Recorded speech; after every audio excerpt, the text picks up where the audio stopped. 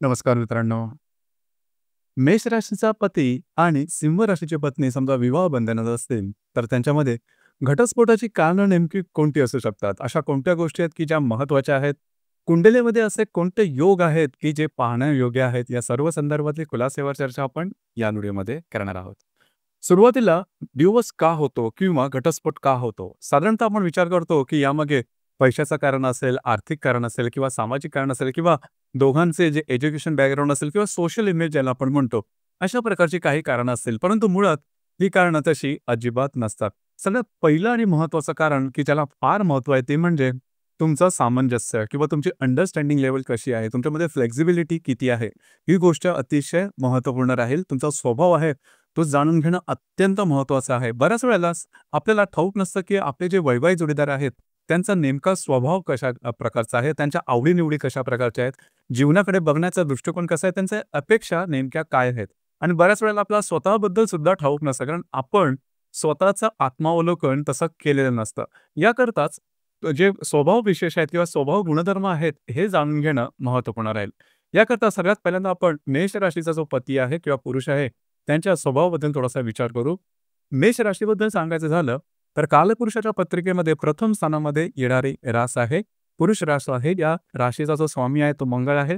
या राशीचं जे तत्व आहे ते अग्नितत्व आहे आणि ही जी रास आहे ही चरस्वरूप रास आहे.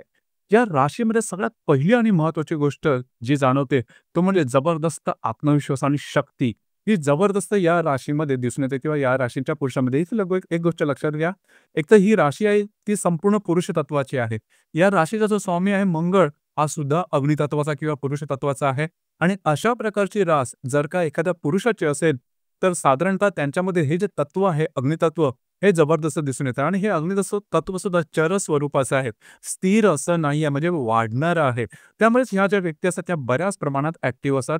एका जागेवरती सहसा स्थिर बसणार नाहीत. काही ना काहीतरी काम स्वतः तरी करतील किंवा इतरांकडून करवून घेतील. त्यामुळे यांच्याकडे लीडरशिप क्वालिटीज वगैरे थोड्याशा चांगल्या असतात, जास्त असतात. जीवनामध्ये सतत पुढे जाण्याची ईर्ष्या यांच्यामध्ये खूप चांगली असते. गोल ओरिएंटेशन खूप चांगलं असतं, हार्ड वर्किंग नेचर खूप चांगलं असतं आणि अँबिशियस असतात. म्हणजे आहे त्या परिस्थितीत राहणारे नसतात. जीवनाशी झगडा करण्याची किंवा जीवनाशी 2 हात करण्याची ताकद या राशींमध्ये अतिशय चांगल्या प्रकारे दिसून येतं. म्हणूनच आर्थिक स्वरूपात किंवा करिअरच्या बाबतीमध्ये स्वतंत्र उद्योगधंदे करून आणि रिस्क घेऊन पुढे जाणारी ही रास आहे. अर्थात हे झालं त्यांच्या करिअरबद्दल, परंतु याचा जो प्रभाव परिणाम आहे, हा त्यांच्या स्वभावावरती सुद्धा दिसून येतो. स्वभाव सुद्धा सडेतोड असतो, बिनधास्त असतो, बिनधास्त असतो. कुणालाही घाबरत नाही, ना कुठल्या व्यक्तीला, ना कुठल्या परिस्थितीला. एखादी गोष्ट त्यांनी मनात घेतली, तर ती पूर्ण करूनच दाखवतील. म्हणजे त्याचकरता मागे-पुढे बघणार नाही. 24-24 तास सुद्धा काम करण्याची तयारी या राशींच्या व्यक्तींमध्ये किंवा पुरुषांमध्ये दिसून येते. जर का ती पुरुषाची रास असेल, तर असा प्रकार दिसून येतो. आणि त्यामुळे त्यांचं जे बोलणं असतं ते सरळसोट असतं. काही कोणाला घाबरत नाही. जे काय असेल ते समोरासमोर. उगाच समोरच्याला बरं वाटावं म्हणून साखर पेरणी करावं, हा भाग यांच्यामध्ये अजिबात दिसून येत नाही. त्याच्यामुळे यांचं जे एकंदरीत त्यांचं वागणं, बोलणं आणि यांचा जो एकंदरीत स्वभाव असतो, तो सुद्धा थोडासा तिखट असं म्हणून लोकं यांच्यापासून थोडंसं अंतर ठेवणं पसंत करतात. परंतु एका दृष्टीने पाहायचं झालं, तर ह्या ज्या व्यक्ती असतात, त्या व्यक्ती जर का तुम्हाला यांच्या रिलेशनशिपमध्ये तुम्ही व्यवस्थित आलात आणि यांचा नेमका स्वभाव तुम्हाला समजला, तर अर्थातच यांच्याशी रिलेशनशिप अतिशय चांगली ठरते. कारण समोरच्या व्यक्तीची संपूर्ण जबाबदारी घेण्याची तयारी ही मेष राशीच्या पुरुषांमध्ये खूपच चांगल्या प्रकारची दिसून येते. फक्त थोडेसे मानाचे भुकेलेले असतात आणि यांना अपमान वगैरे सहन होत नाही. ही गोष्ट थोडीशी महत्त्वाची आहे. कारण पुरुष तत्व हे जास्त प्रमाणात पुरुषांमध्ये अहंकाराचा जो भाव असतो किंवा भाग असतो तो थोडासा जास्त असतो. यानंतर आपण चर्चा करणार आहोत सिंह राशीची जी स्त्री आहे, त्यांचं नेमकं व्यक्तिमत्व कशा प्रकारचं असतं. सिंह राशीबद्दल सांगायचं झालं तर कालपुरुषाच्या पत्रिकेमध्ये 5व्या स्थानामध्ये येणारी रास आहे, ही सुद्धा पुरुष रास आहे. या राशीचा जो स्वामी आहे तो रवी आणि हा सुद्धा अग्नितत्वाचा पुरुष ग्रह आहे. या राशीचं जे तत्व, राशीचं पण तत्व अग्नी आहे लक्षात घ्या आणि स्थिर स्वरूपाची ही रास आहे.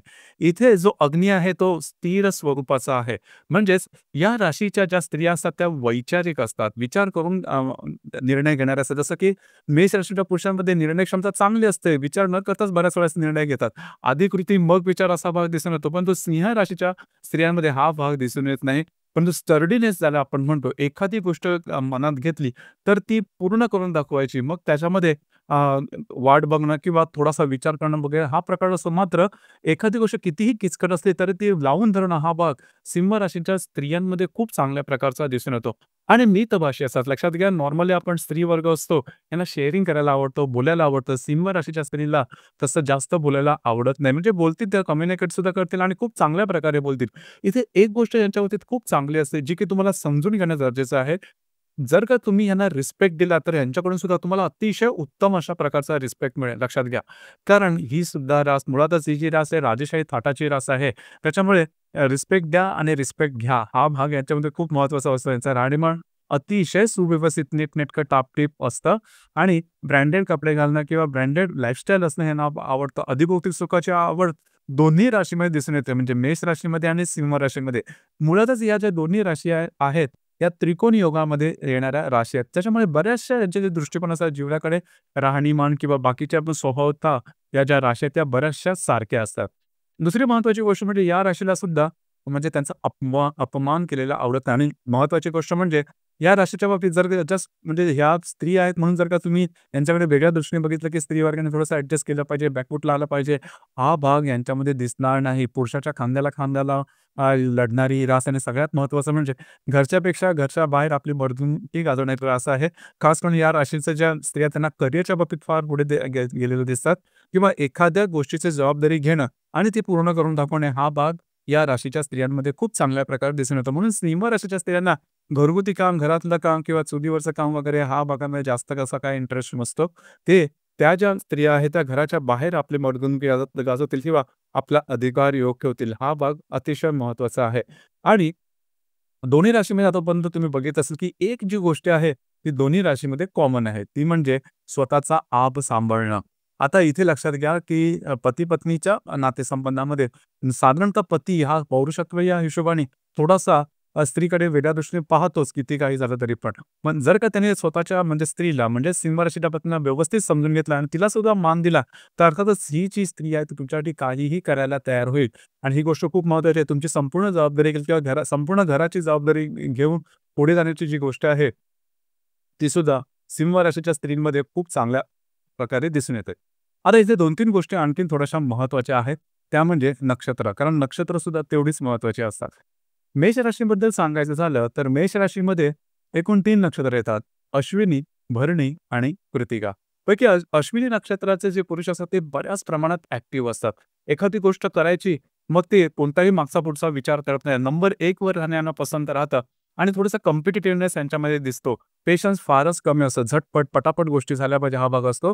भरणी नक्षत्राबद्दल सांगायचं झालं तर हा भाग थोडासा वेगळाच असतो. म्हणजे भरणी नक्षत्राचे जे पुरुष असतात ते एकदा कामाला लागले, की अविश्रांत काम करतील. मग मागे-पुढे बघणार नाही. मात्र आळसाला सुरुवात झाली किंवा बसायला सुरुवात झाली, तर ते आळसावर संपूर्ण दिवस बसून काढतील. असा भाग थोडासा टोकाचा स्वभाव हा त्यांच्यामध्ये दिसून येतो. आणि कृत्तिका नक्षत्र जर पाहिलं, तर साधारण मेष राशीबद्दल जो तिखटपणा आपण जो बघतो किंवा बिनधास्तपणा जो आपण बेदरकारपणा जो बघतो, तो बराचसा कृत्तिका नक्षत्रामधून येतो. तर कृत्तिका नक्षत्राचे जे व्यक्ती असतात, ते साधारणतः अशाच प्रकारचे असतात. यानंतर आपण सिंह राशीतील जे नक्षत्र आहेत, त्यांच्या संदर्भात विचार करायचा झाला, तर सिंह राशीमध्ये एकूण 3 नक्षत्र येतात. मघा, पूर्व आणि उत्तरा.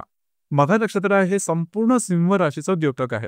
म्हणजे सिंह राशीचा हट्टीपणा, बिनधास्तपणा आणि बेफिक्रीपणा किंवा लीडरशिप क्वालिटीज किंवा आपल्या मतावर ठाम राहणं, आपल्या मताशी तडजोड न करणं, हा जो भाग आहे किंवा त्यांच्या वाणीचा जो तिखटपणा आहे किंवा अधिकारी वाणी, अधिकारी योग आहे, तो सुद्धा मघा नक्षत्रात सगळ्यात जास्त दिसतो. अर्थात पूर्व आणि उत्तरामध्ये पण असतो.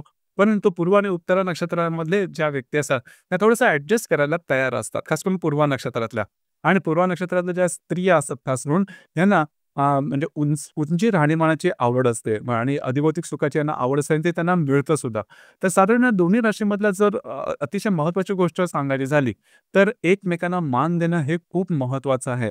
कधी-कधी मेष राशीचे पुरुष असतात ते छोट्याशा शब्दाने सुद्धा दुखावले जाऊ शकतात आणि ज्या गोष्टी आहेत त्या टोकाच्या होऊ शकतात आणि सिंह राशीच्या ज्या स्त्रिया असतात त्यांनी एखादी गोष्ट मनात घेतली, की समोरच्या व्यक्तीची एखादी गोष्ट चुकली आणि जर त्यांनी ती मनात घेतली तर ती पूर्ण करूनच दाखवतील. मग ते म्हणजे एला पेटणं किंवा माघार न घेणं हा भाग सिंह राशीच्या स्त्रींमध्ये सुद्धा तेवढा जोरदारपणे दिसून येतो. अर्थात या दोघांनीही जर का आपला संसार टिकवण्याकरता थोडा बहुत ॲडजस्टमेंट केलं आपल्या मानापमानाच्या भावनेमध्ये किंवा आपल्या एथिक्समध्ये, तर अर्थातच संसार मात्र व्यवस्थितपणे टिकून राहू शकेल. यानंतर वैवाहिक जीवनाकरता सगळ्यात महत्त्वाचा ग्रह कुंडलीमध्ये असतो तो म्हणजे शुक्र.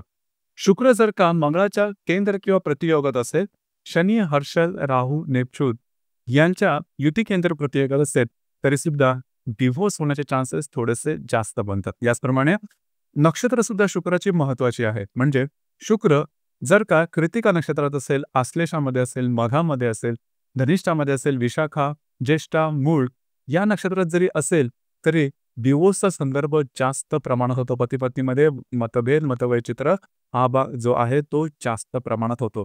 या व्यतिरिक्त जर काही प्रॉब्लेम कॉम्प्लिकेशन येत असतील, तर तुमची जी कुंडली आहे ती पाहणे गरजेचं ठरतं. म्हणजे कुंडलीमध्ये बाकीचे जे ग्रह आहेत ते कसे आहेत, ते सुद्धा पाहणं गरजेचं ठरतं. बंधू, इथे एकाच ओळीत सांगायचं झालं, तर थोडंसं तडजोडीचं धोरण दोन्ही राशींनी जर का ठरवलं, म्हणजे पती-पत्नीने ठरवलं, तर अर्थातच तुमच्या विवाहामध्ये काहीही प्रॉब्लेम येणार नाही. आतापर्यंत तुम्हाला समजलं असेल की दोन्ही राशींचे जे स्वभाव गुणधर्म काय आहेत, त्यांच्या आशा, अपेक्षा, इच्छा या कशा प्रकारच्या आहेत, त्या जर का समजून जर का तुम्ही गोष्टी केल्यात, तर अर्थातच वैवाहिक जीवन हे व्यवस्थित जाणून येईल. धन्यवाद.